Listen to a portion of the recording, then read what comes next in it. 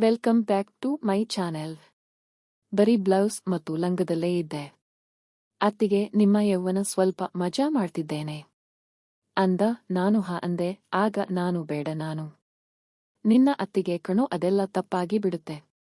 ಇನ್ನು ನನ್ನನ್ನು ಕಾಯಿಸಬೇಡ ಕಣೋ. ಕತೆ ತುಂಬಾ ಇಂಟರೆಸ್ಟಿಂಗ್ ಆಗಿದೆ, ದಯವಿಟ್ಟು ಕತೆನ ಪೂರ್ತಿಯಾಗಿ ನೋಡಿ.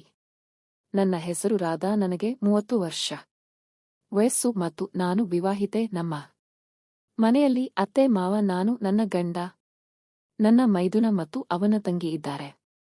ನಾವು 3 ವರ್ಷದ ಮಕ್ಕಳನ್ನು ಸಹ ಹೊಂದಿದ್ದೇವೆ. ರಾಜೇಶ್ ಜೊತೆ ನನ್ನ ಮದುವೆ 5 ವರ್ಷಗಳ ಹಿಂದೆ ಆಗಿತ್ತು. ರಾಜೇಶ್ ಒಂದು ಮೆಡಿಕಲ್ ಏಜೆನ್ಸಿಗೆ ಮ್ಯಾನೇಜರ್ ಆಗಿ ಕೆಲಸ ಮಾಡುತ್ತಿದ್ದರು ಮತ್ತು ಅವರಿಗೆ ಉತ್ತಮ ಸಂಬಳವಿತ್ತು. ಆದ್ದರಿಂದ ನಮಗೆ ಯಾವುದೇ ತೊಂದರೆಗಳಿಲ್ಲದೆ ಜೀವನವು ಚೆನ್ನಾಗಿ ಸಾಗುತ್ತಿತ್ತು. ನನ್ನ ಮಾವ ಶಾಲೆಯಲ್ಲಿ ಶಿಕ್ಷಕರಾಗಿ ಕೆಲಸ ಮಾಡುತ್ತಿದ್ದರು. ಆದರೆ ರಿಂದ ನಮಗೆ ಒಂದು ಬಲವಿದ್ದ ಹಾಗೆ. ಆದರೆ ಅವರು 3 ವರ್ಷಗಳ ಹಿಂದೆ ಅನಾರೋಗ್ಯದ ಕಾರಣದಿಂದಾಗಿ ಸ್ವಯಂ ನಿವೃತ್ತಿ ಪಡೆದರು. ಅವರು ಮನೆಯಲ್ಲಿ ಇದ್ದು ಆಗಾಗ ಹೊಲವನ್ನು ನೋಡಿಕೊಳ್ಳುತ್ತಿದ್ದಾರೆ ಮತ್ತು ಸ್ವಲ್ಪ ಸಣ್ಣ ಪುಟ್ಟ ವ್ಯವಸಾಯಗಳನ್ನು ಮಾಡುತ್ತಾರೆ. ನನ್ನ ಅತ್ತೆ ಮನೆಯಲ್ಲಿ ನನ್ನೊಂದಿಗೆ ಇರುತ್ತಾರೆ. ನನ್ನ ಮೈದುನ ರವಿ ಒಂದು ಪ್ರತಿಷ್ಠಿತ ಕಾಲೇಜಿನಲ್ಲಿ ಎನ್ಎ ಮಾಡುತ್ತಿದ್ದಾನೆ. ಅವನು ನೋಡಲು ನನ್ನ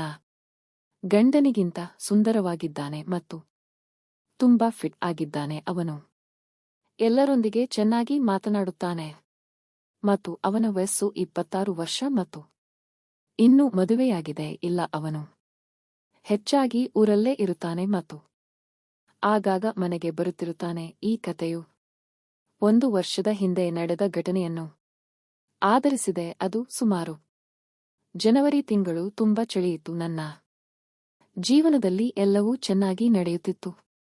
ನಾನು ಆಕರ್ಷಕವಾದ ಮಹಿಳೆಯಾಗಿದ್ದೆ ಮತ್ತು ನನ್ನ ಬಗ್ಗೆ ನನಗೆ ತುಂಬಾ ಹೆಮ್ಮೆ ಇತ್ತು.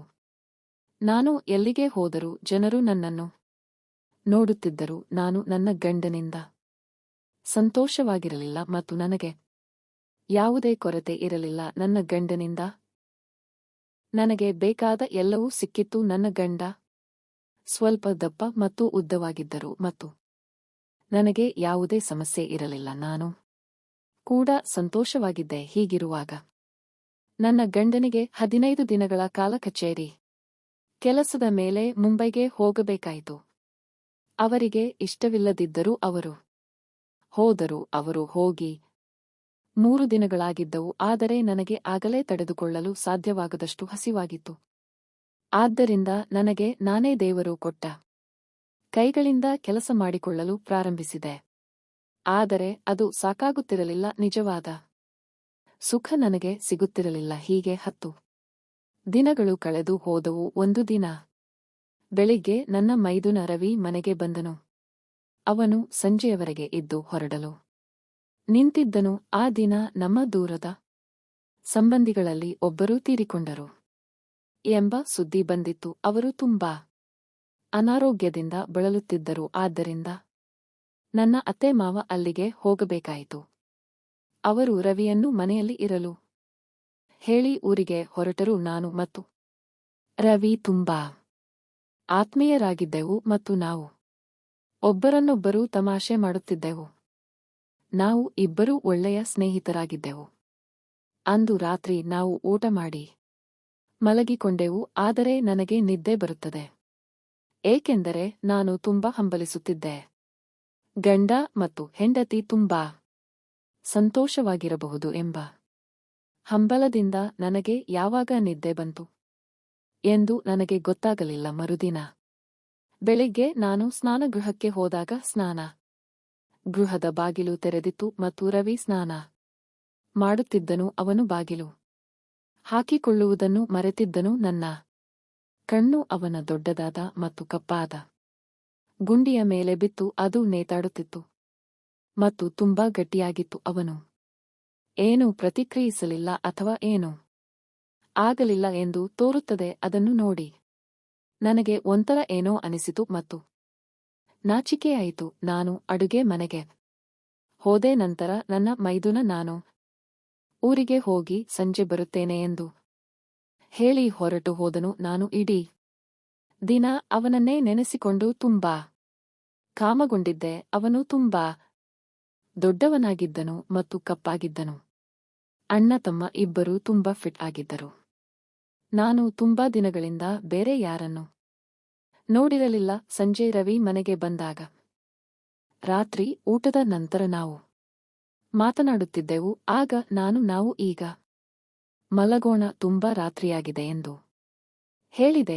ಆಗ ರವಿ ಅತ್ತಿಗೆ, ನನಗೆ ಇನ್ನೊಂದು ಕಂಬಳಿ ಬೇಕು.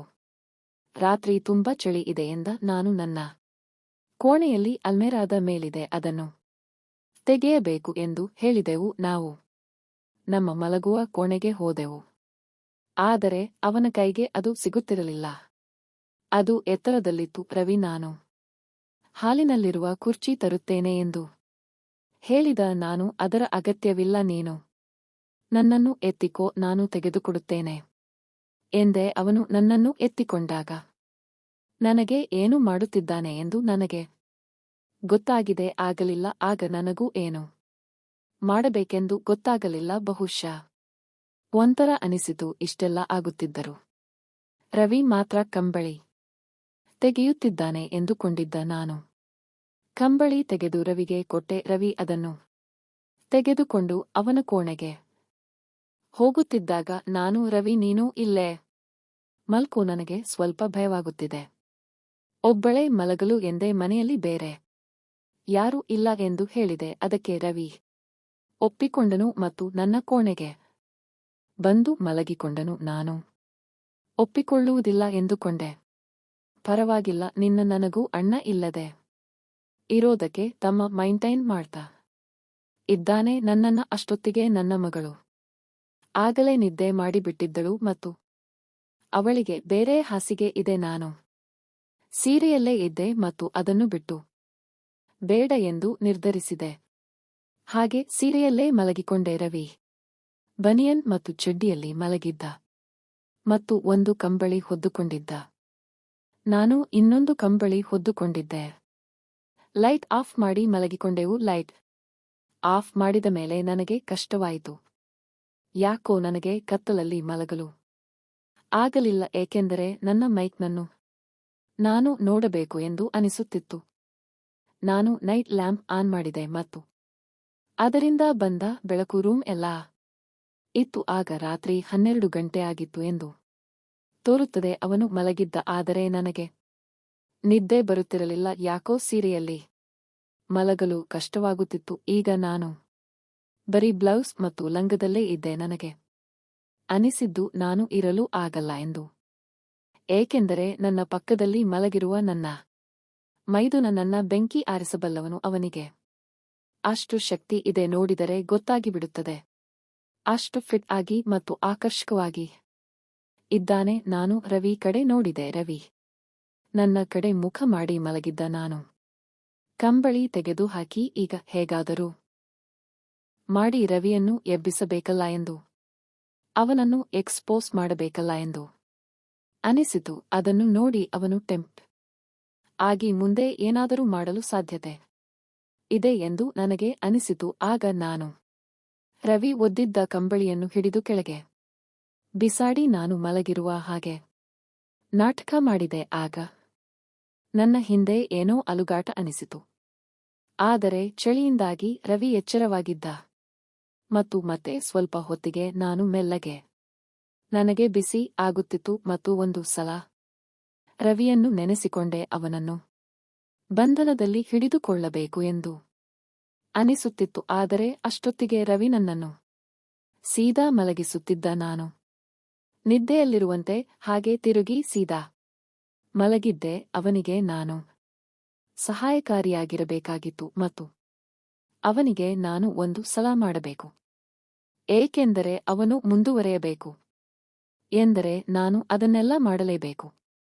ನಾನು ತಡೆಯೋಕೆ ಆಗದೆ ಶಬ್ದ ಮಾಡಿದೆ, ಏಕೆಂದರೆ ನನಗೆ ಎಚ್ಚರ ಇರುತ್ತದೆ ಎಂದು ಅವನಿಗೆ ಗೊತ್ತಾಗಿರಬೇಕು, ಏಕೆಂದರೆ ಅಷ್ಟು ನನಗೆ ಕಾಮವಾಗಿತ್ತು ಮತ್ತು ಅದನ್ನು ವಿವರಿಸಲು ಆಗಲ್ಲ. ಆದರೆ ನಾನು ಮುಳುಗಿದ್ದೆ. ರವಿ ಗಮನಿಸಿ, ಫಸ್ಟ್ ಇದರಿಂದ ಅವನಿಗೆ ನಾನು ಎಚ್ಚರವಾಗಿದ್ದೇನೆ ಎಂದು ಗೊತ್ತಾಗಿ ಹೋಯಿತು. ಆದರೆ ಅವನು ತನ್ನ ಕೆಲಸ ಮುಂದುವರಿಸುತ್ತಿದ್ದ, ಏಕೆಂದರೆ ಅವನು ಬೇರೆ ಪ್ರಪಂಚದಲ್ಲಿ ಇದ್ದ ಮತ್ತು ಅವನಿಗೆ ಸುಖ ಬೇಕಾಗಿತ್ತು ಮತ್ತು ಅದನ್ನು ಮಾತ್ರ ಹುಡುಕುತ್ತಿದ್ದಾನೆ. ಏಕೆಂದರೆ ನನ್ನನ್ನು ನೋಡ್ತಿಲ್ಲ. ಅವನು, ರವಿ, ಏನ್ ಮಾಡ್ತಿದ್ದೀಯಾ ಅಂತ ಕೇಳಿದೆ. ಆದರೆ ರವಿ ಅತ್ತಿಗೆ, ನಿಮ್ಮ ಯೌವನ ಸ್ವಲ್ಪ ಮಜಾ ಮಾಡ್ತಿದ್ದೇನೆ ಅಂದ. ನಾನು ಹಾ ಅಂದೆ. ಆಗ ನಾನು, ರವಿ ಬೇಡ ರವಿ, ನಾನು ನಿನ್ನ ಅತ್ತಿಗೆ ಕಣೋ, ಅದೆಲ್ಲ ತಪ್ಪಾಗಿ ಬಿಡುತ್ತೆ ಬಿಡಪ್ಪ ಎಂದೆ. ಅದಕ್ಕೆ ರವಿ ಅತ್ತಿಗೆ, ಇದು ನನ್ನ ಬೆಂಕಿ ಆರಿಸಿಕೊಳ್ಳುವುದಕ್ಕೆ ಬಿಡಿ ಎಂದು ಹೇಳಿದ. ಮತ್ತು ದಯವಿಟ್ಟು ಇನ್ನು ಸ್ವಲ್ಪ ಸಮಯ ನೀವು ತಗೊಂಡ್ರೆ ನಿಜವಾಗ್ಲೂ ನನಗೆ ಏನು ಮಾಡಬೇಕು ಅಂತಾನೆ ಗೊತ್ತಾಗಲ್ಲ. ದಯವಿಟ್ಟು ಇಲ್ಲ ಅಂತ ಬೇಡಿ. ನನಗೂ ಮದುವೆ ಆಗಿಲ್ಲ, ನಿಮ್ಮ ಹತ್ರನೂ ಅಣ್ಣ ಇಲ್ಲ.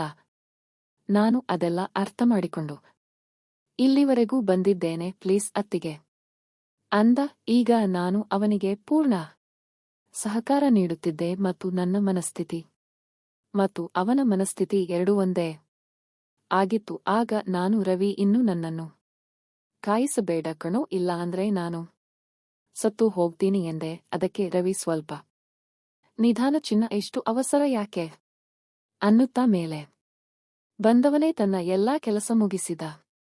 ಮರುದಿನ ಮತ್ತೆ ಮಾವ ಮನೆಗೆ ಬಂದರು ಮತ್ತು ರವಿ ಊರಿಗೆ ಹೋದ. ಆದರೂ ರವಿ ಸಮಯ ಸಿಕ್ಕಾಗಲೆಲ್ಲ ನನಗೆ ಸುಖ ಕೊಟ್ಟು ಹೋಗುತ್ತಿದ್ದ. ಏನು ಅತ್ತಿಗೆ ಅಂದ್ರೆ ಒಂದು ಸ್ಪೆಷಲ್ ಪ್ರೀತಿ. ಇದರಿಂದ ನಾನು ತುಂಬಾ ಖುಷಿಯಾಗಿದ್ದೇನೆ. ಇದರ ಜೊತೆಗೆ ನಾನು ತವರಿಗೆ ಹೋದಾಗಲೆಲ್ಲ ರವಿಯನ್ನು ಕರೆದುಕೊಂಡೇ ಹೋಗ್ತೀನಿ ಮತ್ತು ಅಲ್ಲಿ ಯಾವುದಾದರೂ ಹೋಟೆಲ್ಗೆ ಹೋಗಿ ನಮ್ಮ ಕೆಲಸ ಮಾಡಿಕೊಂಡು ಬರುವುದು ಸುಲಭ ಎಂದುಕೊಂಡಿದ್ದೆ. ಹೀಗೆ ನನ್ನ ಮತ್ತು ಮೈದುನ ಜೀವನ ಹೀಗೆ ನಡೆದುಕೊಂಡು ಹೋಗ್ತಾ ಇದೆ.